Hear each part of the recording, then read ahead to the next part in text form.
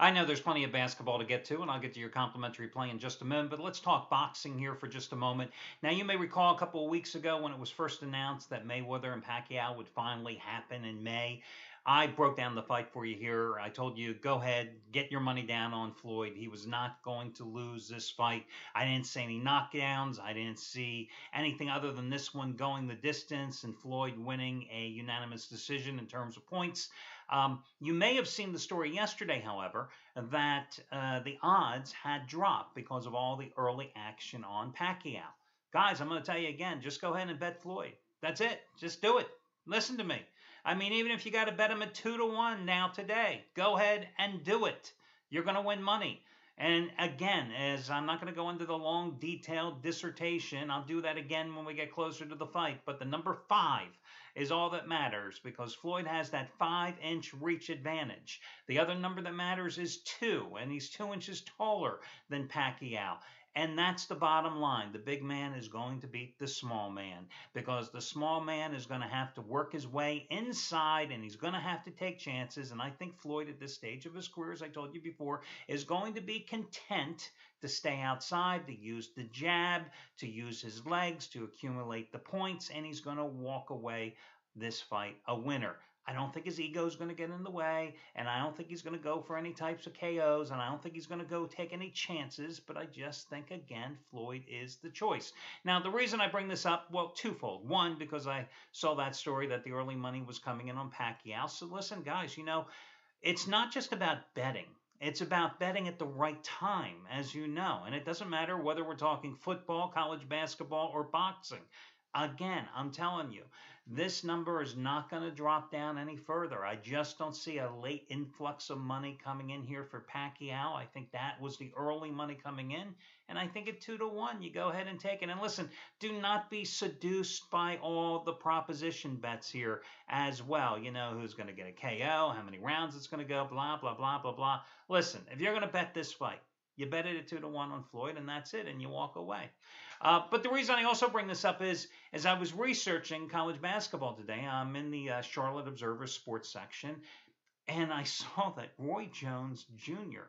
is fighting on Friday night in Concord, North Carolina, against Willie For Real Williams. Hey, listen, I don't invent the names, I just tell you what it is. Willie For Real Williams has a career record of 14 wins, 8 losses, and 2 pushes. Roy Jones is 46 years old. And there is a cautionary tale, and one that has been often told in boxing there about Roy Jones. There's a guy who didn't take all the big fights that were available to him in his prime of his career. But when I look at this guy, he was washed up in 2003, 2004, 2005. Remember the series of 3 fights against Antonio Tarver? I mean, he was done then. I mean, then he lost 3 straight fights a couple of years later. What was it, like 2007? He lost to Bernard Hopkins, for Christ's sake, okay? And listen, I know Bernard is still fighting, but the Bernard Hopkins you've seen for the last 10 years wasn't the Bernard Hopkins of 20 years ago either. And Jones couldn't beat him. I mean, this is just another guy who, in the annals of boxing, there have been millions of these guys that stay too long at the dance for one reason or another. Most often that reason is the almighty dollar, or they've lost too many marbles and the almighty dollar kind of goes hand in hand with it anyway. But there's Roy Jones. At one time, let's not forget though, at one time, this guy was pound for pound the best fighter in boxing, okay? But again, it just seemed like, time after time, you just never could get the really great matches with Roy Jones. But a guy who started his career 34-0, and then what did he lose to? Oh man, we're testing my memory here. McCollum? No, Mike McCollum, was that who he lost to? Remember, he was disqualified for hitting a guy when he was down. Montel Griffin, that's who it was, Montel Griffin. And then he came back when they had the rematch, and I think it was a knockout in the first round. But this was a guy who was just marvelous at the beginning of his career. I mean, 34-0 start, 49-1, and now going into the fight against Willie For Real Williams, 59-8, that record. So you started 49-1, and you're now 59-8, and you're 46 years old. And in part of the story, I happened to read that Jones said that he's training with this guy, Jim Foster, out in LA, and that Foster has developed this method that's enabled him to regain some of his speed, especially his hand speed. Yeah, yeah, really.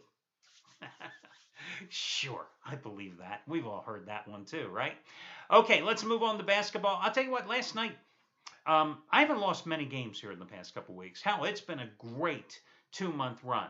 But when I do happen to lose one, boy, do I lose it in spectacular fashion. Last night I had a 15 dime play in college basketball, which matches the highest rate of play in my career, and it was on LSU at home. Oh my God. I didn't realize that was the LSU team that was going to show up last night, the schizophrenic one. How they lose to Tennessee at home is beyond me. But at least it was kind of like the mercy killing. I knew that game was over early. I didn't have to wait to see the final results. You know, give me that type of loss versus the type of loss I had a couple of Mondays ago when I lost a 15 dime play on St. John's. Well, I actually walked away with the push, but I counted it as a loss here at the site. St. John's -1.5, and they only beat Xavier by 1. You know, a loss is a loss, but some are certainly more painful than others. That type of loss with St. John Xavier, that was painful. Last night's loss was not painful. It was just a mercy killing. But I'll repeat what I've said a million times over the years, guys. You cannot celebrate the wins. You cannot lament the losses. I don't care if you're a handicapper, a gambler, or a combination of both, because often the next money-making opportunity is staring you right down in the face. And if you're lamenting or you're celebrating, you miss that chance. For me tonight, I'm coming right back to the dance, guys. Top rated 15 dime college winner, number 16 out of 22, as I go for winning day number 12 out of 16 just the past couple of weeks. I think it's a revenge route. I love the game. And listen, I just think that, it's a game that is deserved to be played the way I'm playing it, and I'm going right back into the fray. Because again, to do this thing that we love called gambling, you got to have balls.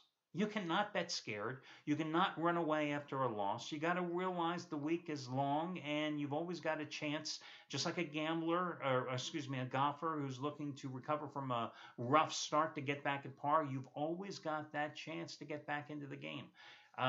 So that's what I'm doing here tonight. Now, let's talk about Anthony Red. Anthony Red has just been on an incredible roll over the past 3 weeks. Did he lose the last 2 nights? He absolutely did. Absolutely did, okay? But when I saw that Anthony Red has another 100 dime max wager play going today, there was no way in the world I was not going to make that the featured half price discounted play of the day today, because he is still 16-3 over the past 18 days. Still 16-3 over the past 18 days overall. And this is going to be the 11th consecutive day you've gotten his selection at a huge discount. It's his 100 dime underdog game of the year, part number 4. It also happens to be his 100 dime college basketball winner, number 12 out of 14. Remember his 100 dime play on Sunday when he gave you Oregon as a 6-point road dog and they went outright at Stanford? You got it for half price. Last Wednesday it was Baylor, another 6-point road dog, winning outright 79-70 at Iowa State. You got it for half price. Same thing goes today. Half price play of the day for a guy who has made $10 bettors the past 45 days, a little over $10,800. All you've got to do is use coupon code RED, R-E-D-D. Shawn Michaels, just his second college basketball 100 dime max wager release of the season, goes tonight. It's a late night game. Goes at 10:05 Eastern time. UC Davis and Cal Riverside. It's a Big West contest. This play, of course, matches his Super Bowl winner on the Patriots. These 100 dime plays in the NFL, remember, over the past 6 years, 59-31 his record.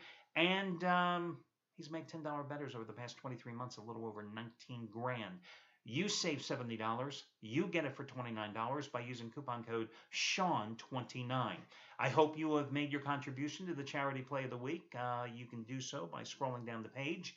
If you happen to be watching this video on the website, and click on the link, you'll see the story and an adorable picture of a little boy by the name of Bo who's battling leukemia and has to undergo numerous chemotherapy treatments here in the next few months, and his family, of course, running up against the wall financially. You'll see my donation there. I hope you make one as well. Also, as a result of the charity play winning, courtesy of Jeff Benton 2 nights ago, remember special package savings. You can save $125 off the purchase price of any 30-day package from any handicapper. Save $125 right off the top by using coupon code SAVE125. That's SAVE 125. If you happen to be in the middle of a long-term package with a particular handicapper, let's say you have 10 days left in a package involving Anthony Red and you want to get another 30-day package, right? Listen, smush it together. You'll then have 40 days left. And if you have any instant rebates, they are applicable as well. So that's $125 off a 30-day package, or you can save $50 off of any 7-day package by using coupon code SAVE50. Should you have any questions, anything like that, you can just contact customer service. That's what they are there for. Let me get to your complimentary play. Despite losing in the SEC last night, I'm going to get right back into the conference tonight and take a look at the game between Arkansas and South Carolina. Now, the Razorbacks have been idle since that 17-point loss at Kentucky last Saturday. But remember, they had won 7 straight games prior to that loss in Lexington. And that was a streak that started when they hammered South Carolina at home 75-55 as a 8-point home chalk back on February 3rd. Held South Carolina to just 27.9% shooting in the game, which really should come as no surprise because South Carolina is the worst team shooting-wise from a statistical standpoint in the SEC this season, as they're hitting just a tad over 40% of their shots. I look at this particular game and I know that Arkansas is not a great road team. And I realize Arkansas has lost 6 straight games in Columbia. But I look at this Razorbacks team and I go, really, thanks to LSU's loss last night, really a solid number 2 in the SEC. I look at what happened in the first go-round in this particular series, where they forced 20 turnovers against South Carolina in that first matchup, and they outscored South Carolina on turnovers 21-1.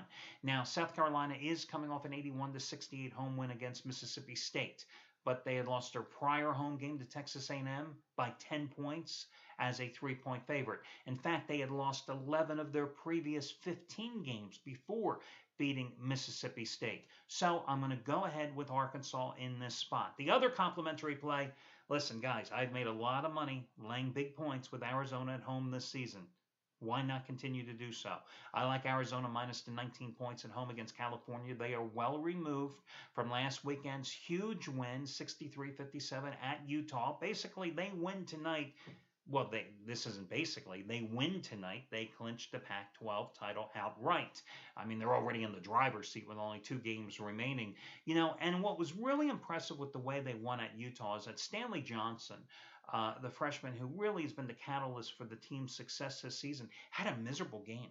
3 for 19 from the field and just 12 points. Matter of fact, he was benched down the stretch of that game. Now, in the first go-round, when Arizona went to Berkeley, and remember, that was a big revenge game for them, okay? Having lost their undefeated season, their unbeaten record a year ago when the Golden Bears beat them, they rolled in that game 73-50. Now, they won that game by 23 points on the road. Tonight, they're 19-point favorites at home. And, of course, they have just been a phenomenal home team. What have they won at the McHale Center in Tucson? Like 37 straight games, something along that, 36 straight games. And ironically, who's the last team that beat them at home? California. Yes, February 10th, 2013. They're 15-0 at home this season. I just think that this is a team that will continue to give matchup problems for California. Because if you go back to that road win when they won by 23 points, I think the most important factors when I analyzed the box score of that particular game is that Arizona was 23 for 26 from the free throw line. California, 1 for 4. Now think about that. You know as well as I do. Most times the home teams are going to get the benefit of the whistle. Not California. 4 free throw attempts in the game. 26 for Arizona, and the game was in Berkeley. Is it because Arizona has overwhelming size? A little bit. But it's because Arizona more has an inside presence. It has strong play in the paint. You got a California team that's basically a three-guard lineup with very little size. You have a California team that really relies on the long-distance shooting, and they've got three streaky long-distance shooting teams. So an Arizona team that owned the boards just 31-25, but again, it was their inside play that made the difference. Nothing has changed here all these weeks later other than the venue. And you know by playing in Tucson tonight, they're going to get the benefit of more calls, and they're going to get more opportunities to go for the free points at the free throw line. And when you're laying these big numbers, you've got to be a damn good team from the free throw line. The other thing that I noticed from the box score is that their bench outscored California's 24-0 in the first go round. So even though the Bears, who I used as a free pick on Saturday or Sunday, in fact, when they snapped a 3-game losing streak with a home double-digit win, 73-56 over Oregon State, to snap that skid doesn't matter to me. Love Arizona tonight. And again, I'm going to go ahead and lay the 19 points with them. And to be honest with you, I would rather lay 19 points with Arizona than even take Arkansas on the road. So in terms of ranking the two free plays, I think Arizona is by far the stronger of the two selections. That'll do it, guys, for today's video report. Best of luck to you all, and I'll catch you again tomorrow when we do this one more time.